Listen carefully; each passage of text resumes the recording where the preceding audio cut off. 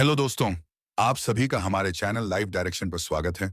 आज हम बात करेंगे शिव खेड़ा द्वारा लिखी गई विश्व प्रसिद्ध पुस्तक यू कैन विन के बारे में, जिसकी टैगलाइन है कि विजेता कोई अलग काम नहीं करते, वे हर काम अलग तरीके से करते हैं। हार्वर्ड विश्वविद्यालय द्वारा किए गए एक शोध के अनुसार 85% अवसरों पर एक व्यक्ति को उसके दृष्टिकोण के कारण नौकरी या पदोन्नति मिलती है, जबकि बुद्धिमत्ता और सांख्यिकी के ज्ञान की कमी के कारण वह इसे केवल 15% मामलों में ही प्राप्त कर पाता है। आप जीत सकते हैं यह पुस्तक इस 50% के बारे में है, जैसा कि खाना बनाते समय इसका उपयोग किया जाता है। भोजन तभी अच्छा बनता है जब उसमें सही चीजें सही मात्रा में मिलाई जाएं और इस्तेमाल की जाएं। इसी तरह इस पुस्तक में उन सिद्धांतों के बारे में बात की गई है जिनका सही मात्रा में प्रयोग आपको सफलता की हर ऊंचाई तक पहुंचा सकता है। यह पुस्तक आपको नए लक्ष्य निर्धारित करने में मदद करेगी। यदि आप अपने जीवन में परिवर्तन देखना चाहते हैं, तो यह आपको अपने और अपने भविष्य के बारे में उद्देश्य और नए विचारों की भावना विकसित करने में मदद करेगी। और जैसा कि पुस्तक के नाम से पता चलता है, यह आपको जीवन भर सफल होने में मदद करेगी। वीडियो को अंत तक देखें और एक भी बिंदु न चूकें। तो चलिए अध्याय संख्या 1 शुरू करते हैं। परिप्रेक्ष्य क्यों महत्वपूर्ण है? एक आदमी मेले में गुब्बारे बेचकर अपनी जीविका चलाता था। उसके पास लाल, पीले, नीले और हरे जैसे कई रंगों के गुब्बारे थे। जब उसकी बिक्री कम होने लगी तो वह यदि संभव होता तो हीलियम गैस से भरा गुब्बारा हवा में उड़ा देता। जब बच्चे उस गुब्बारे को देखते तो वे वैसा ही गुब्बारा पाने के लिए उत्सुक हो जाते। वे उसके पास गुब्बारे खरीदने आते और उस आदमी की बिक्री बढ़ने लगती। जब भी गुब्बारों की बिक्री कम हो जाती तो वह अपनी बिक्री बढ़ाने के लिए यह तरीका अपनाता। एक दिन गुब्बारे बेचने वाले को ऐसा महसूस हुआ कि कोई उसकी जैकेट खींच रहा है। उसने मुड़कर देखा तो वहां एक बच्चा खड़ा था।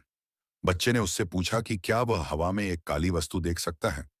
यदि हम रंगीन गुब्बारा छोड़ दें तो क्या वह भी उड़ जाएगा? बच्चे का यह मासूम सवाल उसके मन को छू गया और उसने जवाब दिया, बेटा, गुब्बारा अपने रंग के कारण नहीं बल्कि उसके अंदर भरी हीलियम गैस के कारण उड़ता है। यही सिद्धांत हमारे जीवन में भी लागू होता है। होता यह है कि जिस प्रकार एक गुब्बारा हीलियम गैस के बिना ऊपर नहीं जा सकता, उसी प्रकार एक मनुष्य भी एक चीज के बिना ऊपर नहीं जा सकता। और वह चीज है नजरिया, यानी उसका नजरिया। चाहे कोई व्यक्ति काला हो, गोरा हो, पतला हो, लंबा हो या छोटा हो, उसमें कोई अंतर नहीं है। इससे कोई फर्क नहीं पड़ता कि वह शीर्ष पर जाएगा या नहीं। यह उसका रवैया ही तय करता है। गोलियत नाम का एक राक्षस था। उसने हर व्यक्ति के दिल में भय पैदा कर दिया था। एक दिन एक 18 वर्षीय भेड़ पालक लड़का अपने भाइयों से मिलने उसी गांव में आया। भाइयों से पूछा गया कि वे उस राक्षस से इतना क्यों डरते हैं।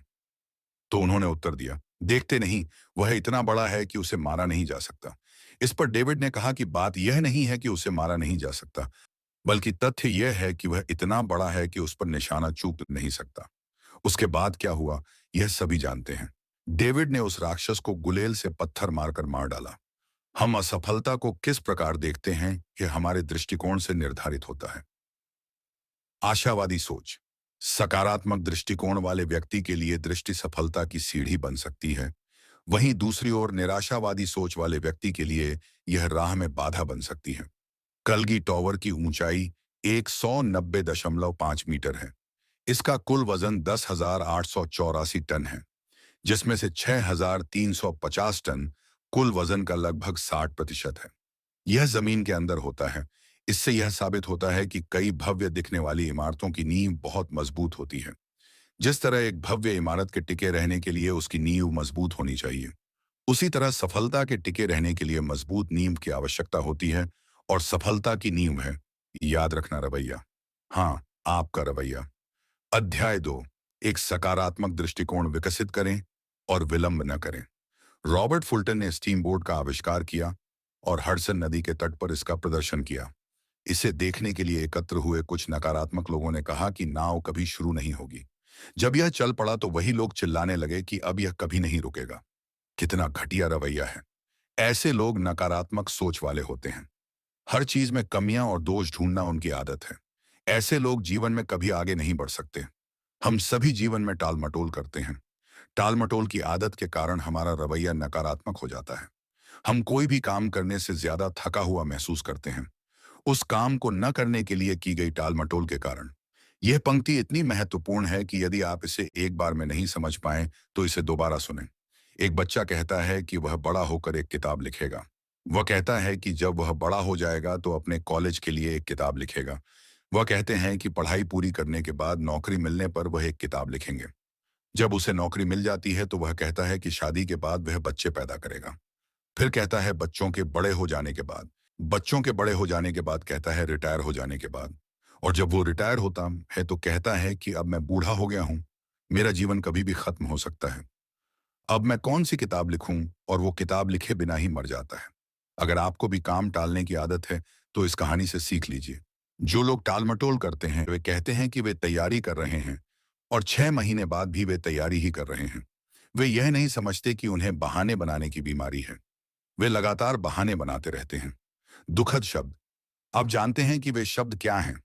काश मैंने ये किया होता, मुझे ये करना चाहिए था, मैं ये कर सकता था, अगर मैंने थोड़ी और कोशिश की होती तो ये हो सकता था।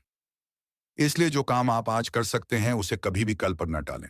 जब लोग कहते हैं कि मैं यह काम दोबारा करूंगा, तो इसका मतलब है कि वे वह काम दोबारा कभी नहीं करेंगे। वे फिर कभी नहीं आएंगे। एक बात हमेशा याद रखें, असफल होने पर आप निराश हो सकते हैं, लेकिन यदि आप प्रयास भी नहीं करेंगे तो आप नष्ट हो जाएंगे। अध्याय 3। सफलता केवल प्रयास करने से ही प्राप्त होती है। एक आदमी ने सबसे तेज दौड़ने वाला घोड़ा खरीदा। मालिक ने 1 साल तक न तो उसे दौड़ने का अभ्यास कराया और न ही दौड़ने का प्रशिक्षण दिया। और 1 साल बाद उसे दौड़ में भाग लेने के लिए कहा गया, लेकिन घोड़ा दौड़ हार गया और वह आदमी अपनी किस्मत को दोष देने लगा। लोग अपने आलस्य या आवश्यक कार्य न करने के कारण असफल हो जाते हैं और भाग्य को दोष देते हैं। 15 खिलाड़ी 1 सेकंड तक उल्टी गिनती करने की अपनी क्षमता को निखारने के लिए 15 वर्षों तक अभ्यास करते हैं। उनसे पूछें कि क्या वे भाग्यशाली हैं। अलेक्जेंडर ग्राहम बेल अपनी कम सुनने वाली पत्नी के लिए श्रवण यंत्र बनाने की पूरी कोशिश कर रहे थे। वह मशीन तो नहीं बना पाए, लेकिन उसी दौरान उन्होंने टेलीफोन बनाने का सिद्धांत खोज लिया। क्या हम इसे केवल भाग्य से प्राप्त सफलता मान लें? सौभाग्य तभी प्राप्त होता है जब तैयारी और अवसर का संयोजन हो। प्रयास और तैयारी के बिना अच्छे संयोग नहीं बनते। अध्याय 4। शिक्षा को अपने ऊपर हावी न होने दें। हेनरी फोर्ड ने दुनिया को V8 इंजन दिया। उन्होंने ज्यादा स्कूली शिक्षा नहीं ली। वास्तव में 14 वर्ष बाद भी वह कभी स्कूल नहीं गया। कम से कम उन्हें इतनी समझ तो थी कि V8 इंजन उनकी कंपनी का इंजन है, लेकिन उन्हें नहीं पता था कि इसे कैसे बनाया जाए। इसीलिए उन्होंने अपनी कंपनी के सभी उच्च प्रशिक्षित लोगों को बुलाया और उनसे V8 इंजन बनाने को कहा। उन्होंने हेनरी फोर्ड से कहा कि V8 इंजन बनाना असंभव है, लेकिन हेनरी फोर्ड ने उनकी मांग पूरी कर दी, लेकिन अड़े रहे। कुछ महीनों के बाद हेनरी फोर्ड ने फिर पूछा कि क्या V8 इंजन बनाया जा सकता है। उन्होंने कहा कि हम जानते हैं कि क्या बनाया जा सकता है और क्या नहीं बनाया जा सकता। V8 इंजन बनाना असंभव है। हेनरी फोर्ड ने कहा था कि यदि नौकरी में बने रहना है तो V8 इंजन पर काम जारी रहा, और कुछ महीनों के बाद वे हेनरी फोर्ड के V8 इंजन के साथ आए। यह कैसे संभव हुआ? लोग अपनी शिक्षा की सीमाओं से आगे चले गए और सोचने लगे कि शिक्षा हमें बताती है कि क्या किया जा सकता है। दूसरी ओर, यह हमें झूठी सीमाओं में भी बांधता है। हमें प्रकृति से सीखने की जरूरत है। वैज्ञानिकों के अनुसार भौरा, जिसे भौरा भी कहा जाता है, का शरीर काफी भारी होता है तथा उड़ने के लिए इसके पंखों का फैलाव बहुत कम होता है। एरोडिनमास के अनुसार भौरा उड़ नहीं सकता, लेकिन पक्षी को इसका पता नहीं चलता और वह उड़ता रहता है। तो इस घटना से हम क्या सीख सकते हैं? जब हमें अपनी सीमा और सीमाएं पता नहीं होती, तो हम बड़े और ऊंचे काम करके खुद को भी आश्चर्यचकित कर देते हैं। पीछे मुड़कर देखता हूं तो मुझे आश्चर्य होता है कि क्या मेरी भी कोई सीमाएं थीं। हम केवल उन सीमाओं से बंधे हैं जो हमने अपने लिए बनाई हैं। शिक्षा को अपने ऊपर बंधन से न बनने दें। अध्याय 5। जीवन एक प्रतिध्वनि है। एक छोटा बच्चा अपनी मां से नाराज है। वह चिल्लाने लगा, मैं तुमसे नफरत करता हूं। इसके बाद वह घर से भाग गया। वह पहाड़ियों पर गया और चिल्लाने लगा, मैं तुमसे नफरत करता हूं, मैं तुमसे नफरत करता हूं। ध्वनि के माध्यम से उसके पास वापस आई। मैं तुमसे नफरत करता हूं, मैं तुमसे नफरत करता हूं। उसने अपने जीवन में पहली बार ईको की आवाज सुनी। वह डर गया और दौड़कर अपनी मां के पास गया और बोला, घाटी में एक बुरा बच्चा है जो कहता है से नफरत करता हूं। मां को सारी बात समझ आ गई और उसने बच्चे से कहा कि वहां वापस जाओ और मुझसे कहो कि मैं तुमसे नफरत करती हूं, तुमसे प्यार करता हूं। बच्चे ने वही आवाज सुनी। हम इस घटना से क्या सीखते हैं? जीवन एक बूमरैंग है। हम वही पाते हैं जो हम दूसरों को देते हैं। क्या आप जानते हैं कि यदि आप खुले में एक केकड़ा पकड़ते हैं, भले ही आप उन्हें एक बॉक्स में डाल दें, फिर वे बॉक्स में ही रहेंगे। केकड़े आसानी से रेंग कर बाहर निकल सकते हैं और स्वतंत्र हो सकते हैं, लेकिन दुर्भाग्य से ऐसा नहीं होता, क्योंकि केकड़े की प्रकृति ऐसा होने से रोकती है। जैसे ही कोई केकड़ा बाहर निकलता है, जब वह निकलने की कोशिश करता है, तो दूसरे उसे नीचे खींच लेते हैं। इस तरह कोई भी केकड़ा बाहर नहीं निकल पाता। वे सभी स्वतंत्र हो जाते हैं। लेकिन कल्पना कीजिए कि उनके साथ क्या हुआ होगा। इन्हें प्लेट में परोसा जाता है। यही बात ईर्ष्यालु लोगों पर भी लागू होती है, जो दूसरों से ईर्ष्या करते हैं। वे जीवन में कभी प्रगति नहीं करते और दूसरों को भी प्रगति नहीं करने देते। ईर्ष्या की भावना कमजोर आत्मसम्मान का संकेत है। यह एक सार्वभौमिक बुराई है। अध्याय 6। दूसरों का ख्याल रखें। एक दिन एक 10 साल का बच्चा एक आइसक्रीम की दुकान पर गया और मेज पर बैठ गया और वेट्रेस से पूछा कि आइसक्रीम का एक कोन कितने का है।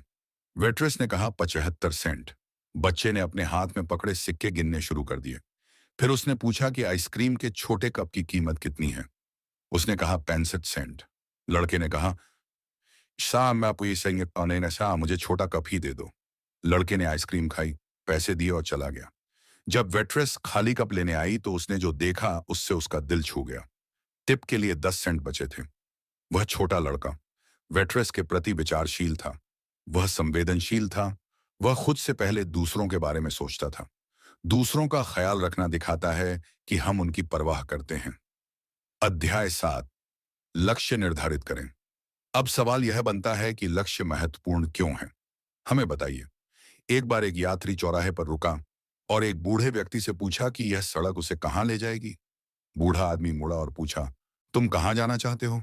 यात्री ने कहा, मुझे नहीं मालूम। कहा, तो कोई भी रास्ता ले लो, क्या फर्क पड़ेगा? यह कितना सच है। मान लो आपकी फुटबॉल टीम खेलने के लिए तैयार है और अचानक कोई गोल पोस्ट गायब कर देता है, तो सोचो उस खेल का क्या होगा। क्या उस खेल में कोई उद्देश्य बचेगा?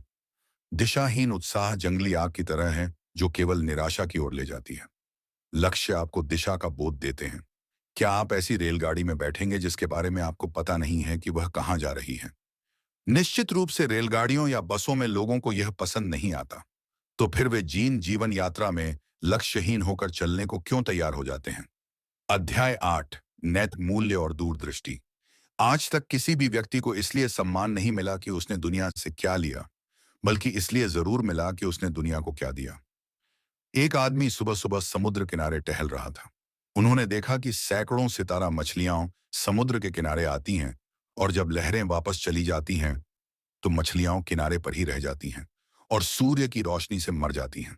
समय पीछे चला गया था और स्टारफिश अभी भी जीवित थीं। वह आदमी आगे बढ़ा, एक मछली उठाई और उसे पानी में फेंक दिया। उसने ऐसा बार बार किया। उस आदमी के ठीक पीछे एक और आदमी खड़ा था, जो यह समझ नहीं पा रहा था कि वह क्या कर रहा है। उन्होंने पूछा, आप क्या कर रहे हैं? यहाँ सैकड़ों स्टारफिश हैं, आप कितनों को बचा पाएंगे? ऐसा करने से क्या फर्क पड़ेगा? आदमी ने कोई जवाब नहीं दिया। वह 2 कदम आगे बढ़ा और एक और स्टारफिश उठाकर पानी में फेंक दी। उन्होंने कहा, इस एक मछली पर इसका फर्क पड़ता है। इससे कोई फर्क नहीं पड़ता कि हम क्या बदलाव ला रहे हैं। यदि हर कोई थोड़ा थोड़ा बदलाव लाए तो इससे बड़ा बदलाव आएगा। छोटी छोटी चीजें बड़ा अंतर पैदा करती हैं। एक लड़का नदी में डूब रहा था। वह मदद के लिए चिल्लाया। वहां से गुजर रहे एक व्यक्ति ने नदी में छलांग लगा दी और लड़के को बचा लिया। जब वह आदमी जाने लगा तो लड़के ने कहा, धन्यवाद। आदमी ने पूछा, किस लिए? लड़के ने जवाब दिया, मेरी जान बचाने के लिए। आदमी ने लड़के की आंखों में देखा और कहा, बेटा, जब तुम बड़े हो जाओ तो साबित करना कि तुम्हारा जीवन बचाने लायक था। बचपन में जब हम बहुत छोटे थे, हमारे माता पिता ने बहुत सारी परेशानियों के बीच हमारा पालन पोषण किया, बड़ा बना दिया, हमें कई बीमारियों से बचाया। अब आपके सोचने का समय है। सोचें कि क्या आपका जीवन बचाने लायक था। यदि हाँ, तो उठो और शुरू हो जाओ। याद रखें, विजेता अलग काम नहीं करते, अथाय पोस्टिटिसन माइंड काटते। वे हर काम अलग ढंग से करते हैं, विजेता कुछ अलग नहीं करते। तो दोस्तों, ये थे कुछ मुख्य बिंदु जो मैंने आपको शिव खेड़ा की पुस्तक यू कैन विन दिस से बताए हैं। मित्रों, मुझे आशा है आपको यह वीडियो अवश्य पसंद आया होगा। यह वीडियो आपको कैसा लगा कमेंट सेक्शन में जरूर बताएं और पसंद आए तो लाइक जरूर करें। हमारे चैनल को सब्सक्राइब जरूर करें, क्योंकि हम आपके लिए ऐसी ही पुस्तक श्रृंखला लाते रहते हैं। धन्यवाद।